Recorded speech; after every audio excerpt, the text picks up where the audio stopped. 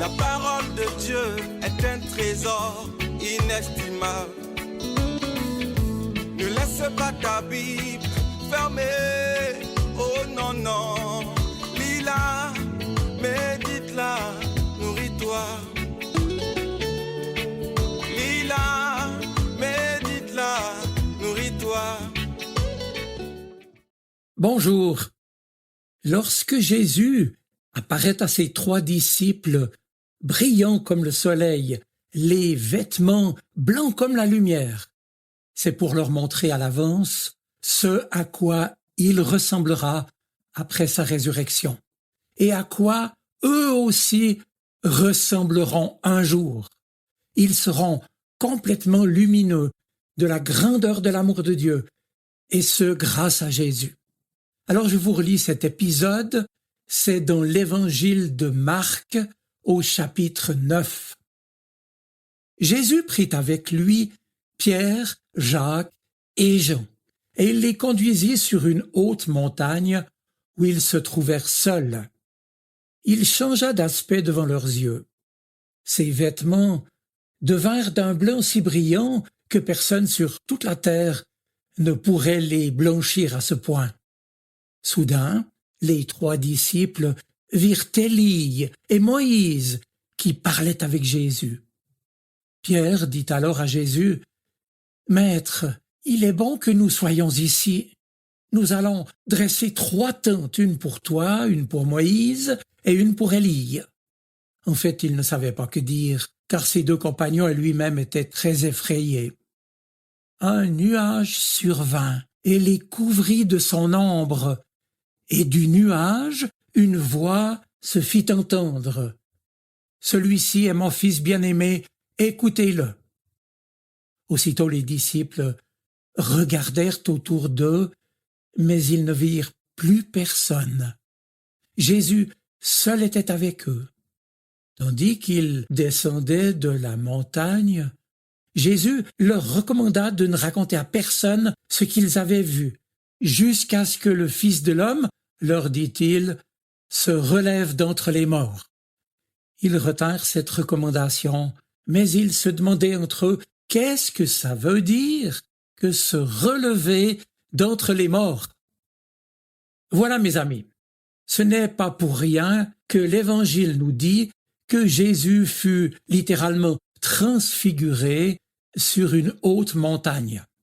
Pourquoi? Parce que dans la Bible, la montagne n'est pas seulement un lieu géographique, un sommet quelconque. Non, symboliquement, la montagne est un lieu de révélation. Souvenons-nous par exemple du Sinaï ou du sermon sur la montagne. C'est donc une façon de nous dire « Attention, quelque chose d'important va se passer ». Et cela nous fait prendre à la fois du recul et de la hauteur.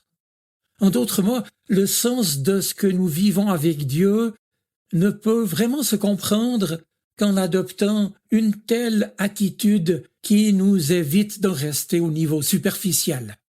Et puis, par ailleurs, pour bien comprendre ce qui se passe, il nous faut ces 2 choses qui viennent ensemble dans l'Évangile, la vision et l'audition.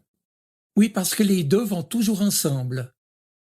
Les disciples voient Jésus lumineux et ils entendent une parole qui leur dit « Celui-ci est mon fils bien-aimé ». Jésus est donc plus qu'un maître spirituel, plus que Moïse et Élie, il est le Fils, l'unique, le bien-aimé. Maintenant, l'Évangile de Marc nous rapporte que Jésus, littéralement, fut métamorphosé, qu'il fut transfiguré devant eux. Et ainsi, il apparaît dans sa gloire, dira un autre évangéliste. Le mot doxa en grec, c'est ce qui paraît sur nos visages quand ce que nous donnons à voir reflète et traduit ce qui se vit à l'intérieur de nous. On pourrait donc dire ici que la transfiguration, c'est aussi voir au-delà des apparences, quand il nous est donné de voir l'invisible. Rien de moins que cela. Alors n'en restons pas aux apparences, puisque la transfiguration nous invite à porter un regard neuf sur le Christ d'abord, mais aussi sur tous ceux avec qui nous vivons. Bref, et c'est alors que Moïse et Élie apparaissent aux côtés de Jésus. Ils sont, on le sait, deux grandes figures bibliques qui ont marqué l'histoire du peuple de Dieu. L'un, c'est la loi, l'autre, c'est les prophètes. Et leur histoire s'éclaire par la présence de Jésus transfiguré. Mais c'est Jésus lui-même qui vient éclairer le chemin qui fut le leur et que la Bible nous relate. Et Jésus lui-même, d'ailleurs, ne se comprend que comme celui qui vient accomplir ce que les prophètes ont annoncé. Et comment l'accomplira-t-il, si ce n'est par sa souffrance et par sa mort? Ainsi plus tard, sur une autre montagne, celle du Golgotha cette fois, sur les hauteurs de Jérusalem, Jésus sera crucifié entre deux brigands. Et ce sera là le même mystère de l'amour, porté alors à son accomplissement. La gloire et l'amour jusqu'à souffrir d'aimer, deux visages inséparables pour révéler qui est le Christ. À ce point du récit de la transfiguration, Pierre prend alors la parole. « Il est heureux, dit-il, que nous soyons ici. » Oui, c'est tellement le bonheur qu'il ajoute « Dressons 3 tentes, une pour toi, une pour Moïse et une pour Élie. » Il aimerait tellement que ça puisse demeurer, que ça puisse rester, qu'ils puissent continuer à vivre ce qu'ils vivent. Ici donc, il n'est pas question, vous l'avez compris, de faire du camping. Non, la tente, c'est celle de la présence. Allusion au tabernacle dans le désert, présence de Dieu. La transfiguration de Jésus, en quelque sorte, a pris le relais de la nuée lumineuse qui guidait le peuple élu dans le désert. Or, rien n'est plus grand que le mystère de la présence de Dieu qui se révèle dans la vérité et dans la communion de l'amour. C'est en tout cas ce qu'ont expérimenté les 3 disciples avec une densité insoupçonnée. Mais ce bonheur n'est pas un privilège qui leur était réservé à eux seuls. Non, il nous est décrit parce qu'il nous est donné également à nous, si nous prenons le même chemin qu'eux, que nous nous mettions à l'écart, sur la hauteur, avec Jésus.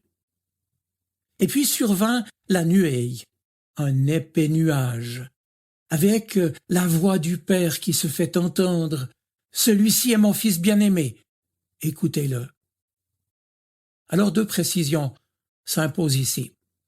Premièrement, pour dire que la nuée est bibliquement un signe de la présence de Dieu. La nuée, c'est la vision qui permet de garder le cap de l'espérance. L'horizon n'est pas bouché, il y a un présent et un avenir possible. Et ce fut assurément pour Pierre, Jacques et Jean une expérience de ce qu'est l'éternité, non pas l'absence du temps, mais la plénitude du temps.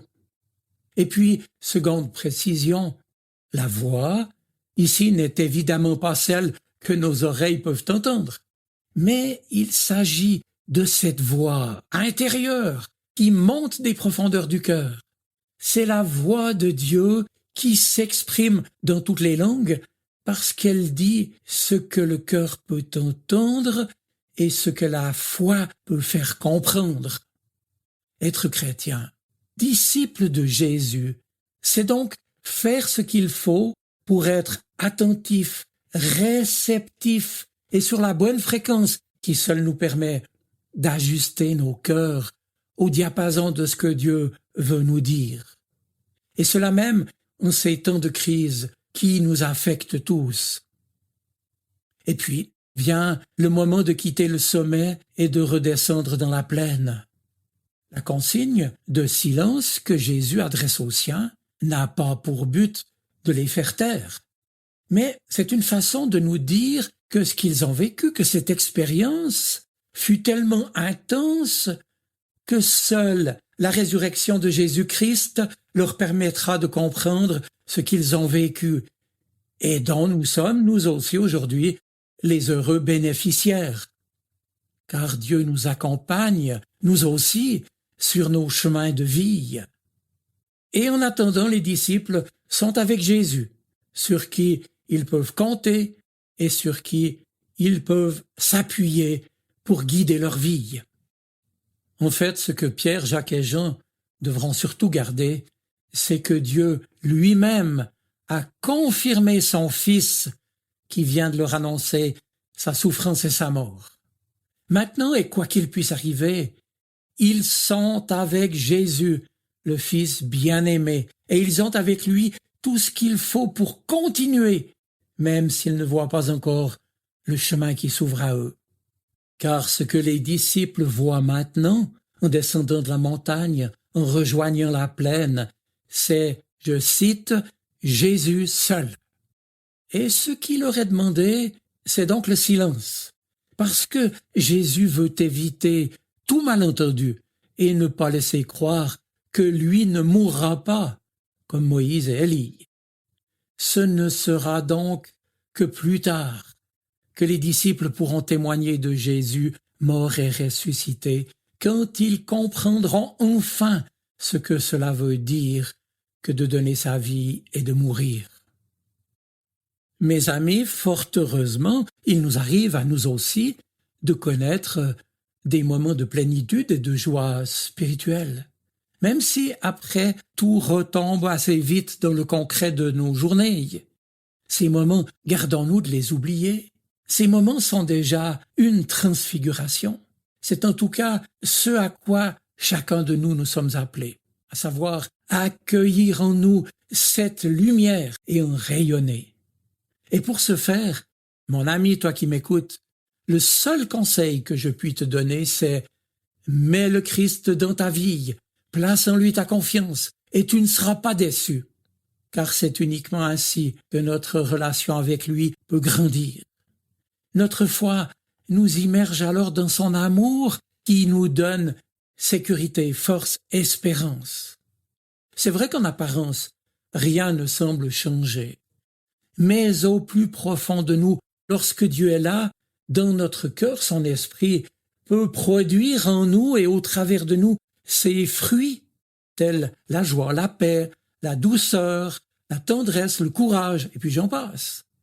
Et ainsi, petit à petit, notre existence se transforme, notre façon de penser et d'agir se renouvelle, de plus en plus conforme à la façon de penser et d'agir de Jésus. Et pour le dire en résumé, c'est simplement comme cela que nous sommes à notre tour transformés, métamorphosés, transfigurés par lui. Je vous souhaite une bonne semaine. Soyez bénis. Amen. La parole de Dieu est un trésor inestimable. Ne laisse pas ta Bible fermée. Oh non, non. Lis-la, médite-la, nourris-toi.